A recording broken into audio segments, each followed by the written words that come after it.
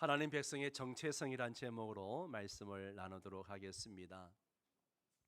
오늘 우리가 읽은 이 여호수아 5장에는 하나님이 세 가지 명령을 하십니다. 하나는 할례를 행하라. 두 번째는 유월절을 지키라. 세 번째는 여호수아에게 네 발에 신을 벗어라. 그렇게 명령을 하십니다.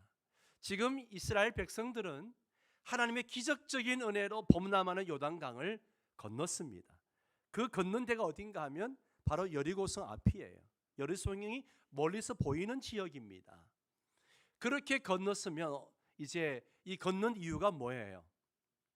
가나안을 정복하기 위한, 전쟁을 하기 위해서 이제 건넌 겁니다. 그러면 이 세 가지 명령, 할례를 행하는 거, 유월절을 지키는 거, 발에 신발을 벗는 거, 세 가지가 전쟁에 유리한 겁니까? 불리한 겁니까? 모르겠어요? 전쟁에 불리한 거에 유리한 거예요? 불리한 거죠. 예. 하나님께서 왜 이스라엘 백성들에게 그렇게 기적적으로 하나님의 은혜로 요단강을 건넜으면 진격해가지고 여리고성을 점령하게 해야지 왜 이렇게 할례를 행하고 유월절을 지키고 또 발에 신발을 벗어라 그렇게 이야기하셨을까 하는 거죠. 우리는 오늘 이 말씀을 통해서 하나님의 백성의 정체성이 무엇인지를 배우게 된다는 거죠. 예. 자, 우리 한번 먼저 1절을 한번 보겠습니다. 요단 서쪽의 아모리 사람의 모든 왕들과 해변의 가나안 사람의 모든 왕들이 여호와께서 요단물을 이스라엘 자손들 앞에서 말리시고 우리를 건너게 하셨음을 듣고 마음이 어떻게 됐다고요? 녹았고 이스라엘 자손들 때문에 뭐해요? 정신을 잃었습니다. 예, 한마디로 정신을 잃었어요. 멘탈이 나간 거예요, 완전히. 예. 여러분, 성경을 읽을 때 이런 대목이 나오면 얼마나 신나요, 그죠? 너무너무 신나죠. 특히 다니엘서를 읽어보면 다니엘을 죽이려고 했던 사람들이 오히려 다니엘이 살아나고 왕이 진노해가지고 죽이려고 했던 사람들을 사자굴에 집어넣고 다윗이 골리앗을 이기고 하는 이런 장면들을 보면 신나죠. 우리 하나님 참 멋지신 분이세요. 예. 하나님이 함께 하시는 이스라엘 백성들 때문에 그 막강한 아모리 왕들과 가나안 왕들이 지금 벌벌 떨고 있는 겁니다. 정신을 잃을 정도가 되었다라고 성경은 말하고 있습니다. 이처럼 요단의 기적이 이스라엘 백성들에게는 구원의 기쁜 소식이지만 아모리 왕들과 가나안 왕들에게는 무서운 심판의 소식이라는 거죠. 여러분, 여기서 생각나는 말씀 없으세요? 사도 바울이 그런 이야기를 했습니다. 고린도후서 2장 14절에 보면 항상 우리를 그리스도 안에서 이기게 하시고 우리로 말미암아 각 처에서 그리스도를 아는 냄새를 나타내신 하나님께 감사하노라. 우리는 구원 얻는 자들에게나 망하는 자들에게나 하나님 앞에서 뭐라고요? 그리스도의 향기니 16절을 같이 읽습니다. 이 사람에게는 사망으로부터 사망에 이르는 냄새요 저 사람에게는 생명으로부터 생명에 이르는 냄새라. 누가 이것을 감당하리요? 예. 그리스도의 향기가 전해집니다. 복음이 전해지는 거예요. 그런데 어떤 사람에게는 그 복음이 생명으로 연결되어지지만 어떤 사람의 그 복음이 사망으로 연결되어진다 라고 이야기합니다. 똑같은 그리스도의 향기인데 어떤 사람에게는 생명으로, 어떤 사람에게는 사망으로. 그 기준이 뭐예요? 복음을 받아들인 사람에게는 뭐예요? 생명을 얻는, 영생을 얻는 생명으로 이어집니다. 그러나 복음을 거부하는 사람에게는 뭐예요? 하나님의 심판, 죽음으로, 사망으로 이루어진다라고 하는 사실입니다. 사도 바울이 복음을 전했을 때에 모든 사람들이 다 예수를 믿은 게 아니에요. 우리가 복음을 전할 때에 모두가 다 예수를 믿는 게 아니잖아요. 지난 행복한 만남 전도 축제 때 우리가 328명을 놓고 간절히 기도하고 기도했지만 다 예수를 믿은 게 아니에요. 일부만 예수를 믿었습니다. 이처럼 우리가 복음을 전할 때 어떤 사람은 복음을 받아들이고 예수를 믿지만 어떤 사람은 복음을 거부하고 예수를 믿지 않습니다.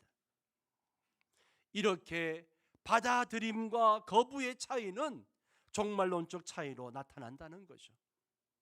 받아들이는 자에게는 구원의 생명이 있지만 거부하는 자들에게는 결국 멸망의 자리가 주어진다는 겁니다. 그래서 바울이 뭐라고 이야기합니까?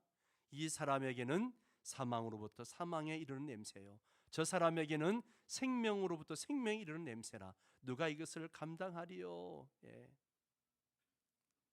지금 요단의 기적의 소문이 그렇습니다. 이스라엘 백성들에게는 기쁨과 영광의 소식, 감사한 일이지만 이 아모리 왕들과 가나안 왕들에게는 죽음과 같은 소문이죠. 이스라엘 백성들이 거침없이 지금 가나안을 향해서 진격해 오고 있는 거예요. 어느 민족, 어느 왕들도 당해내지 못하고 있는 거예요. 그 소식을 가장 먼저 들은 사람이 라합이잖아요. 라합은 그 소식을 듣고 어떻게 해요? 이스라엘의 하나님이 상천하지의 유일하신 하나님이시다, 그 하나님을 믿음으로 구원을 받았습니다. 그런데 가나안 왕들과 아모리 왕들은 지금 두려움에 떨고 있습니다. 그들의 반응이 뭡니까? 1절 다시 보면 이 아모리 왕들과 가나안 왕들의 상태가 어떤가? 소문을 듣고 마음이 녹았고 정신을 잃었다 라고 이야기합니다. 이제 이스라엘과 가나안의 위치가 바뀌게 되었어요. 이전에는 이스라엘 민족들이 가나안의 그 막강한 그 민족을 두려워했습니다. 철병거를 가지고 있고 막강한 군사를 가지고 있는 가나안 군대를 두려워했습니다. 그런데 이제는 가나안 민족이 이스라엘 민족을 두려워하고 있습니다. 이게 바로 하나님의 역사이죠. 하나님의 역사예요. 예. 우리는 하나님을 만나기 전에는 마귀를 두려워하고 불안해하고 걱정했습니다. 세상을 두려워했습니다.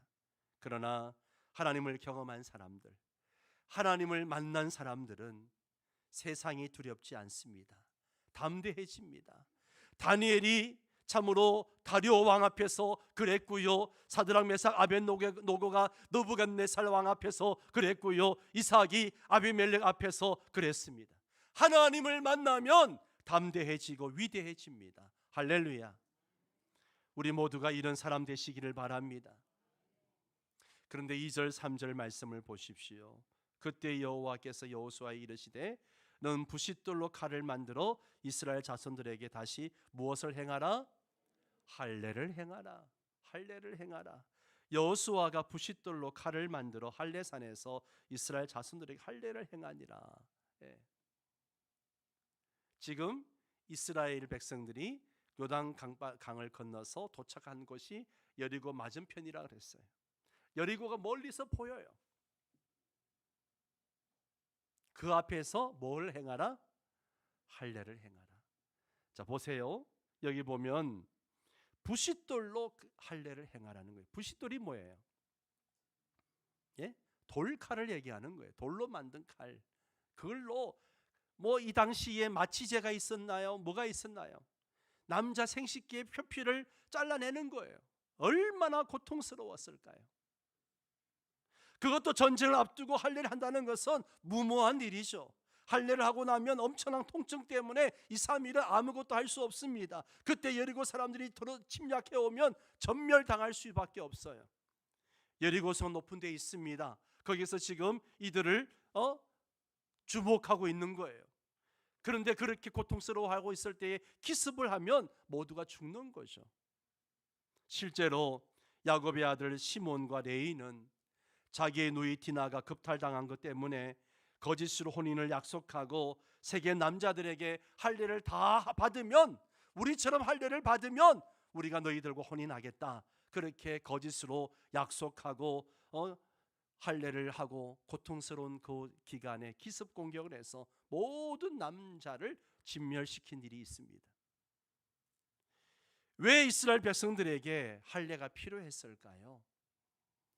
4절 5절을 다시 보면 여호수아가 할례를 시행한 까닭은 이것이니 애굽에서 나온 모든 백성 중 남자 곧 모든 군사는 애굽에서 나온 후 광야 길에서 죽었는데 함께 읽습니다. 나온 백성은 다 할례를 받았으나 다만 애굽에서 나온 후 광야길에서 난 자는 할례를 받지 못하였음이라. 이스라엘 백성은 출애굽을 하고 난 다음에 시내산에서 모두 할례를 받았습니다. 그러나 그들이 40년 광야 생활을 하면서 그렇게 나왔던 남자들은 다 죽었어요. 광야에서 태어난 사람들은 할례를 받지 못했습니다. 하나님은 할례 받지 못하는 이스라엘 자손들에게 할례를 받으라고 명령하십니다. 할례는 언약 백성의 표식이기도 하고 하나님 백성의 정체성을 회복하는 것을 의미하는 것이죠. 하나님은 여리고 정복을 앞두고 이스라엘이 할례를 하게 함으로써 전능하신 하나님을 믿도록 도우신 겁니다. 전능하신 하나님을 믿고 의지해서 전쟁을 하라는 거예요. 하나님은 할례를 통해서 하나님과 이스라엘 백성들 사이에 언약 관계를 다시 새롭게 맺으신 거죠. 안식일을 지키는 것과 할례를 받는 것은요, 하나님 백성의 표식입니다. 그들이 할례를 통하여 하나님 백성으로 정체성을 갖게 하셨습니다. 하나님을 경외하는 하나님의 백성으로 정체성을 갖고 전쟁을 하게 하셨습니다.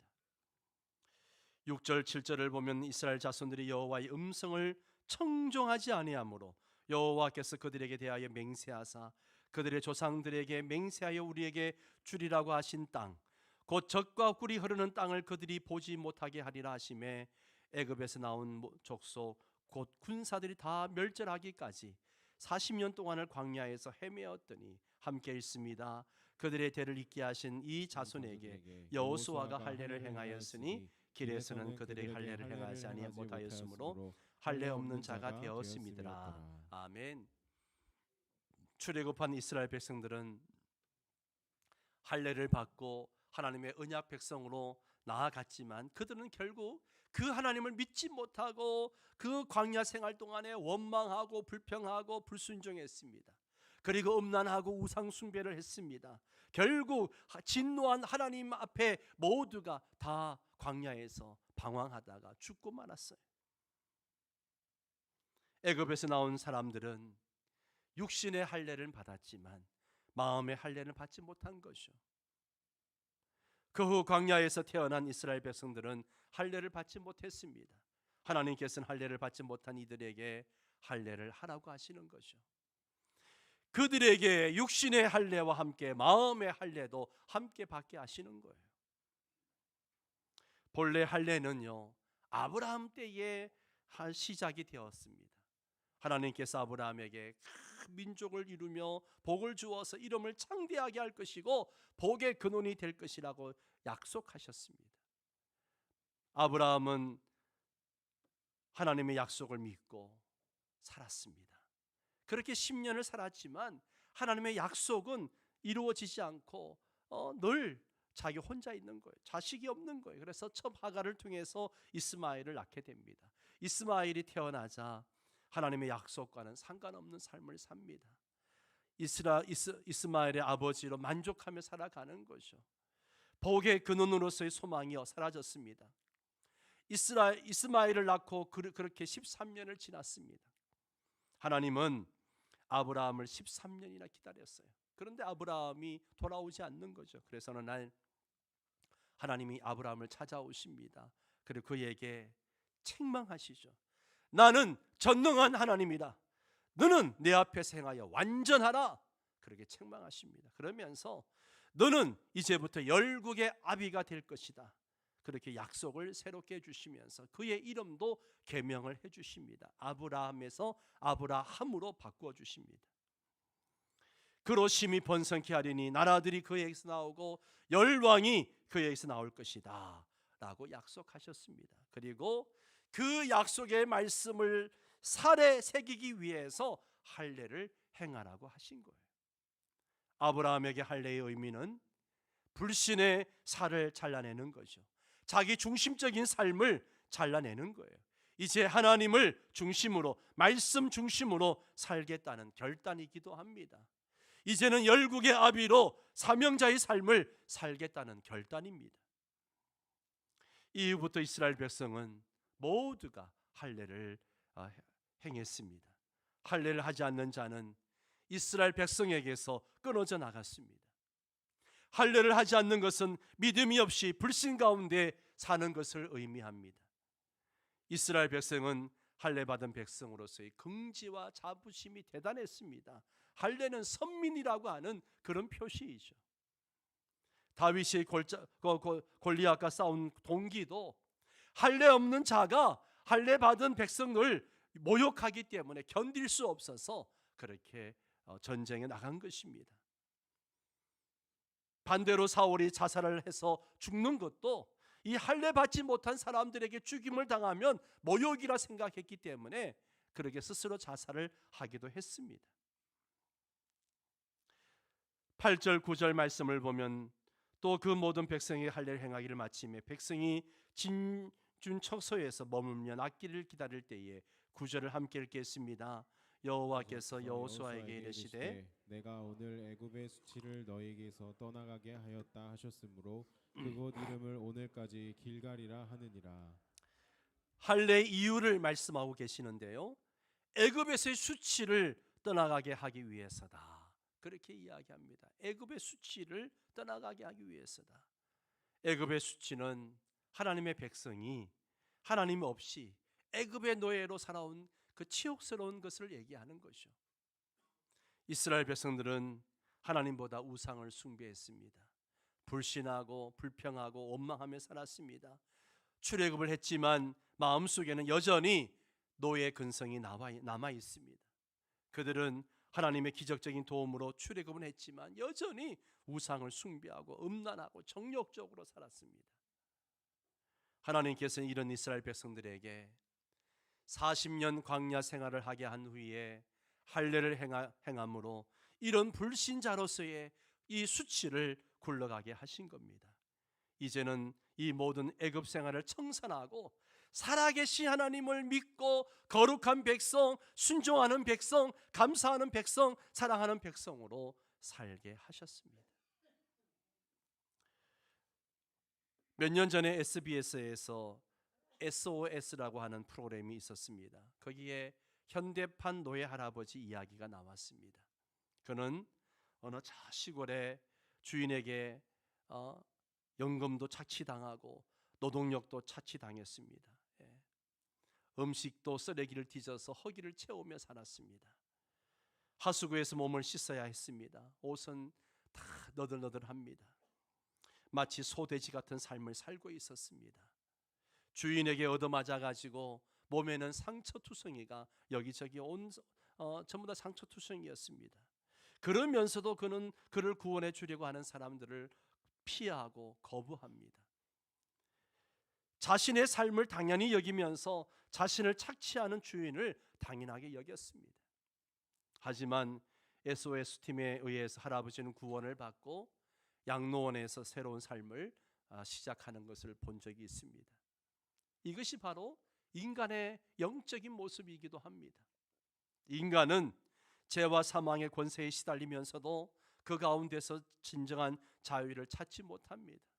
도와주려고 하는 사람을 오히려 무시하고 멸시합니다. 이것이 이스라엘 백성들의 삶이었어요. 이스라엘 백성들은 그들이 노예로 430년을 살다 보니까 그곳에서 벗어나고자 하는 소망도 잃어버렸습니다.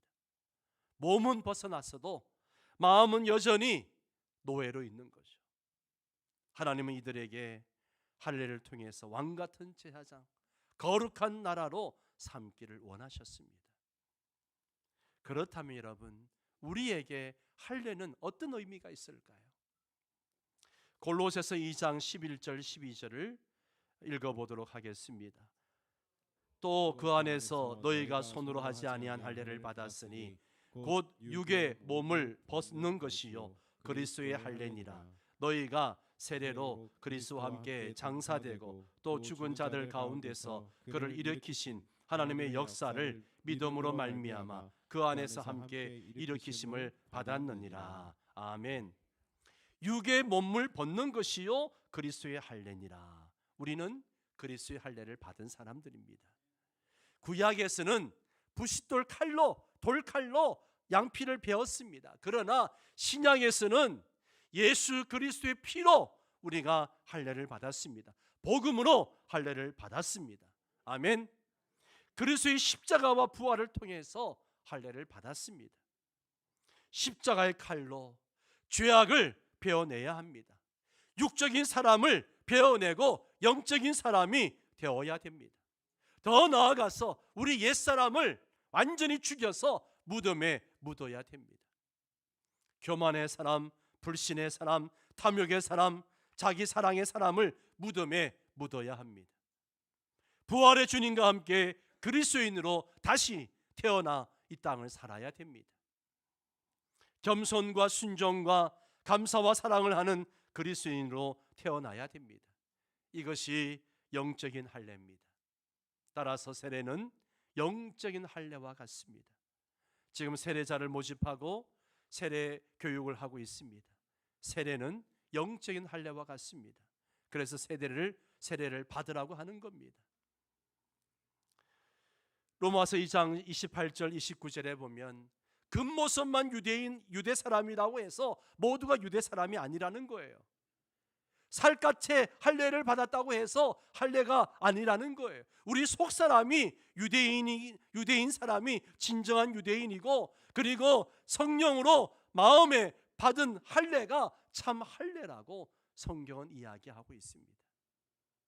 그러므로 할례는 육체에 하는 것이 아니고 우리 마음에 하는 것입니다.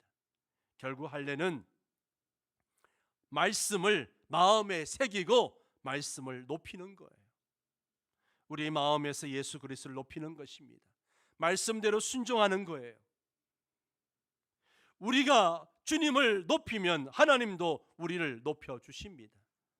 하나님이 우리와 함께 하시고 승리케 해주십니다. 결론적으로 하나님의 백성의 정체성이 무엇입니까? 바로 할례를 하는 것입니다. 즉 우리의 옛사람을 십자가에 못 박고 새로운 사람으로 살아가는 거예요. 우리는 그리스도 안에서 새로운 피조물로 거듭난 사람입니다. 누구든지 그리스도 안에 있으면 새로운 피조물이라. 이전 것은 지나갔으니 보라 새 것이 되었도다. 새로운 피조물, 새 것이 된 사람, 그 사람들이 바로 그리스도인들입니다. 그런데 여전히 그리스도인이 되었어도 옛 생활을 버리지 못하고 죄악된 생활을 한다는 것은요, 새로운 피조물의 모습이 아니죠. 하나님의 자녀는 하나님의 자녀다운 삶이 있어야 합니다. 우리는 옛사람을 벗어버리고 새 사람을 입어야 됩니다. 이것이 바로 하나님의 백성의 모습이죠. 사랑하는 성도 여러분, 하나님의 자녀의 정체성을 가지고 살아갑시다. 우리는 예수 그리스도 안에서 새로운 피조물입니다. 새로운 피조물은 하나님의 말씀, 하나님의 은혜로 사는 자들입니다. 이스라엘이 요단을 건너고 가나안을 정복할 수 있었던 것은요, 결코 그들의 군사력이나 어떤 무기 때문이 아니었습니다. 하나님이 그들과 함께 하셨기 때문이에요. 우리가 세상을 살아가는 방법도 마찬가지입니다. 우리가 아무리 어렵고 힘들어도, 고난이 닥쳐오고 핍박이 있어도 하나님의 뜻대로 살려고 할 때 하나님이 함께 하십니다. 그러면 우리는 얼마든지 세상을 이길 수 있습니다. 저는 확신합니다. 한국 교회가 하나님의 자녀다운 정체성을 회복한다면 이 땅은 분명 치유되어지고 회복될 줄 믿습니다. 여러분, 하나님 백성의 정체성을 회복합시다. 지금까지 적당하게 타협하면서 세상과 하나님 사이를 그저 양다리 걸치면서 그렇게 살아오셨다면 이제는 결단하셔야 됩니다. 나는 하나님의 자녀답게 살겠노라고. 우리의 소망은 하나님께 있습니다. 어린 독수리 한 마리가 덫에 걸렸습니다. 덫을 놓은 소녀는 독수리를 쇠사슬로 묶고 커다란 바위에 메어 놓았습니다. 독수리는 사슬을 끊고 날아가고 싶었으나 방법이 없었습니다. 발목이 벗겨져 피가 나도록 몸부림을 치고 날개가 부러지도록 날아도 보았고 부리가 깨지도록 사슬을 물어뜯기도 해 보았으나 헛일이었습니다. 지쳐버린 독수리는 소년이 갖다 주는 먹이를 먹었습니다. 소년의 사랑을 받으며 길들어 갔습니다. 소년과 함께 있는 동안은 부족한 것이 없었어요. 힘들게 먹이를 찾아다닐 필요도 없었고 치열한 싸움도 할 필요가 없었습니다. 사랑과 귀여움이나 받으며 살기만 하면 되는 것이죠. 얼마 후에 쇠사슬을 풀어놓았으나 독수리는 날아갈 생각도 없고 소년의 어깨 위에 앉아서 그렇게 놀고 있습니다. 소년이 닭에게 모이를 주면 그것을 뺏어 먹으려고 독수리가 닭과 싸우기도 했습니다. 한마디로 독수리가 닭이 되고 만 것이죠. 여러분, 이 이야기 속에서 무엇을 느낄 수 있습니까? 독수리는 하늘 높이 날아 그리고 멀리 바라보면서 고고하게 날아가는 것이 독수리의 참모습이죠. 그러나 독수리는 소년에게 붙들렸을 초기에는 자신의 정체성을 지키기 위한 심한 몸부림을 쳤습니다. 그러나 점차 시간이 지나면서 순간의 안락 때문에 자기의 정체성은 온데간데 없고 닭과 같이 땅에 기어다니는 위치로 전락하고 말았던 것이죠. 여러분, 우리의 신앙은 어떻습니까? 하나님을 섬기는 거룩한 하나님의 사람으로 살아가기보다는 그저 세속에 물들어서 정체성을 잃어버리고 속된 인간이 되어가고 있지는 않는가? 하나님께서 우리에게 말씀하십니다. 나는 너희의 하나님이 되려고 너희를 애굽 땅에서 인도해낸 여호와라. 내가 거룩하니 너희도 거룩할지어다. 자기를 지켜 세속에 물들지 않는 하나님의 사람으로 거룩하게 살아가는 성도가 되시기를 주의 이름으로 축원합니다. 다 함께 일어나셔서 함께 찬양하겠습니다.